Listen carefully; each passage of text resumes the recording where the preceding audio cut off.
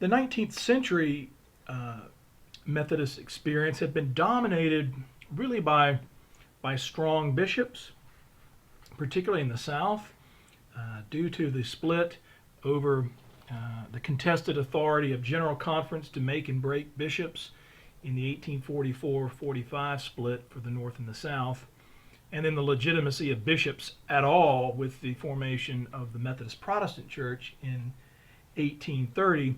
The issue of episcopal authority had pretty much been settled in the 19th century, that the MPC would have no bishops. The Northern Church would have bishops that were subservient or at least accountable to the General Conference, and Southern bishops really brokered most of the General Conferences of the South, so strong conferences.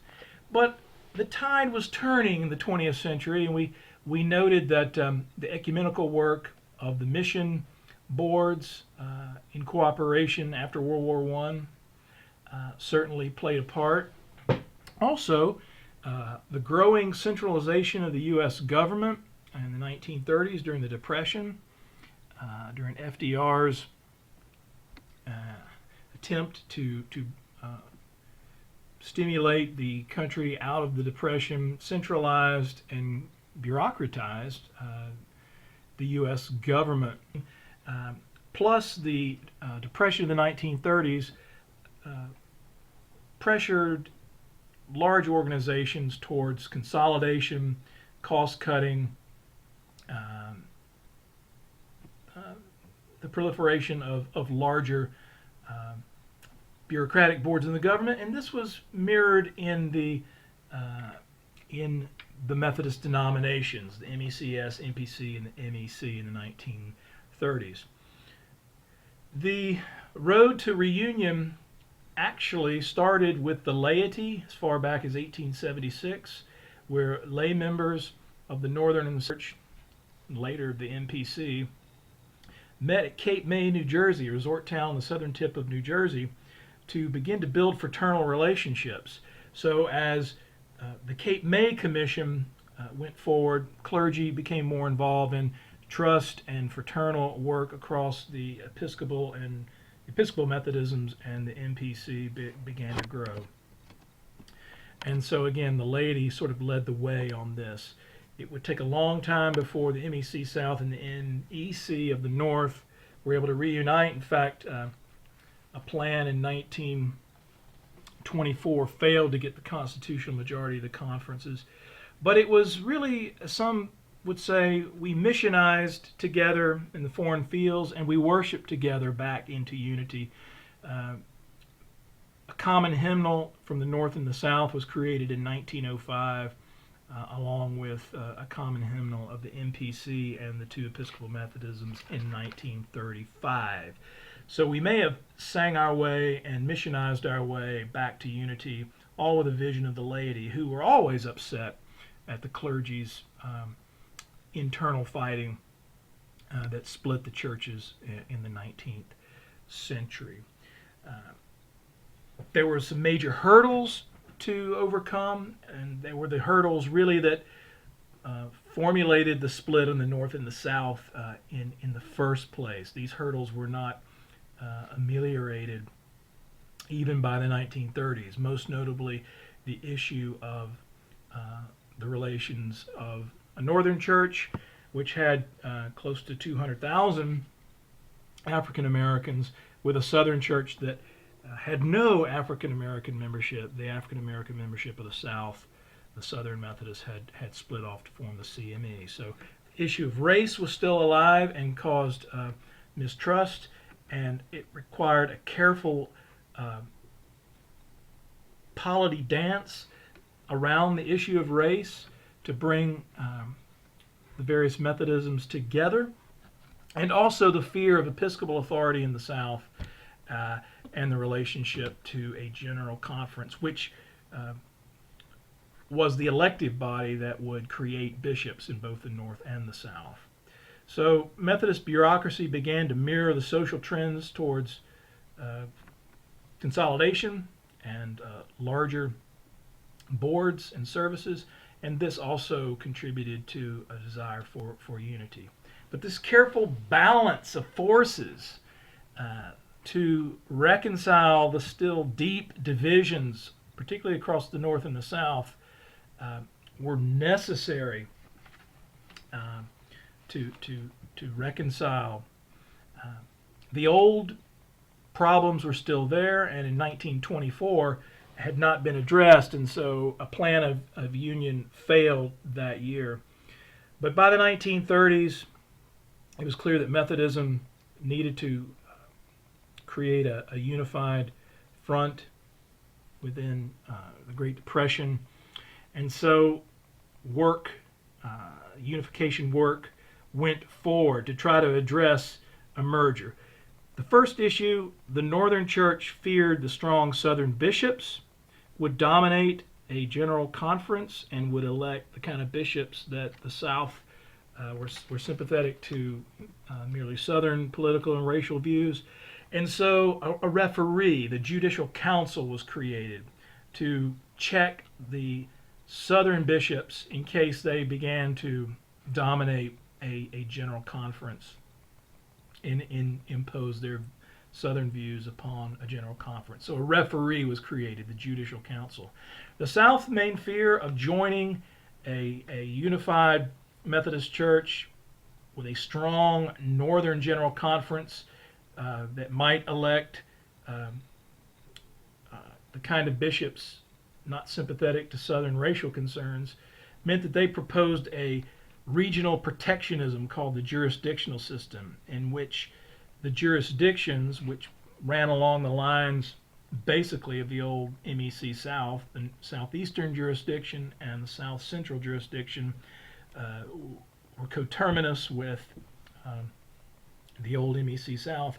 This was a kind of check and balance against the General Conference of the North, and so the plan for the South proposed 1936 for the Northern General Conference and then ratified later in the 1938 General Conference of the MEC South was for a jurisdictional electional system where bishops were elected by the jurisdictions, Southeastern and South Central for the South, and Northeastern, North Central, and West as the 5 jurisdictional systems. They would elect bishops to consist of the kind of sympathies and theologies responsive to those regions, and then they would serve within those jurisdictions. This completely reordered the itinerant superintendency of Wesley and Asbury's day, in which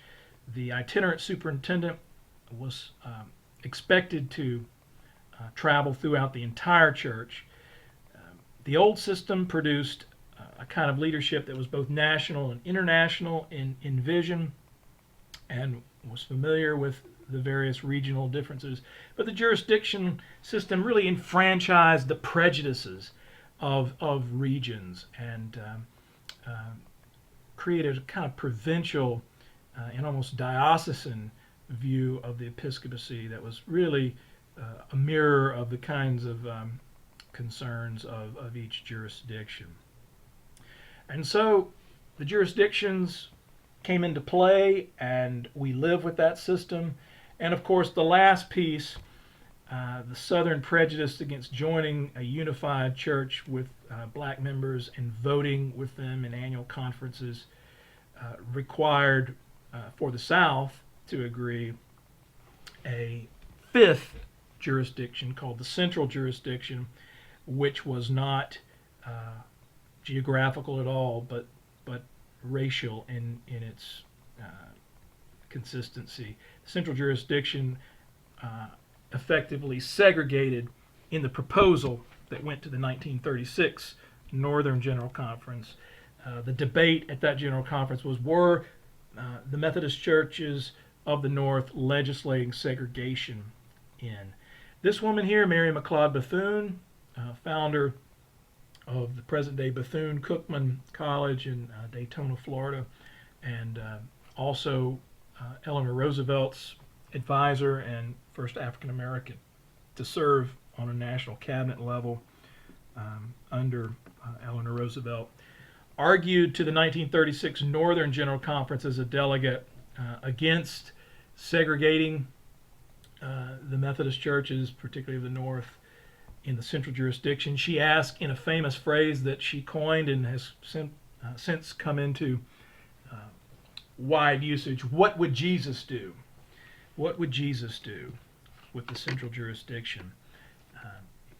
A few African Americans and most Caucasians in the Northern Church argued that to concede to the South and to build a central jurisdiction would also provide an opportunity to protect and enfranchise Episcopal rights of election for African Americans and leadership at annual conference and also general conference level. Representation could be protected. African Americans of the North voted against it overwhelmingly. The Northern white delegates voted for it in 1936 for the central jurisdiction, and then in a crafty way, the Methodist Episcopal Church South was able to meet the following 2 years in 1938. And since the North had already agreed to the legislative segregation, they voted to accept the plan of union, but at a cost. The cost was the creation of the central jurisdiction and black conferences of the mostly northern churches, which existed from 1939, the formation of the Methodist Church in Kansas City, until 1968. And this is a picture, again, of the three Methodisms: Southern Church, John M. Moore; the MPC, John H. Strawn, G-H-N, not Dr. Strawn from Candler; and Edwin Holt Hughes. At a sticking point, when the North and South could not agree in the 1930s, the MPC, which did not have churches widely in the South, didn't really feel like it had a racial dog in the fight, as it were, said, we don't want to be triangulated. Northern and Southern churches, you work out the differences on race, and then we will join you once that comes in. So the MPC, which no longer feared Episcopal Methodism, their president of conferences had grown in power, simply were able to join in Kansas City in 1939, forming the Methodist Church. But at what cost? The cost of 30 years plus of institutional segregation within the polity of the Methodist Church. One of the other costs is that we no longer elect our bishops with national and international breadth and experience, such as before the jurisdictional system. We used to elect missionaries as bishops, college presidents, publishing house executives who had a national breadth of vision. Now we tend to get bishops who are parliamentarians within their conferences and who reflect an often specialized vision, if not narrow, of its regional culture and theological expression. But the Union merely papered over the old divisions of 1844 and 1830, and even today, with the jurisdictions being not much loved in the North, there's always a suspicion still of the old MEC South with its growing delegate powers.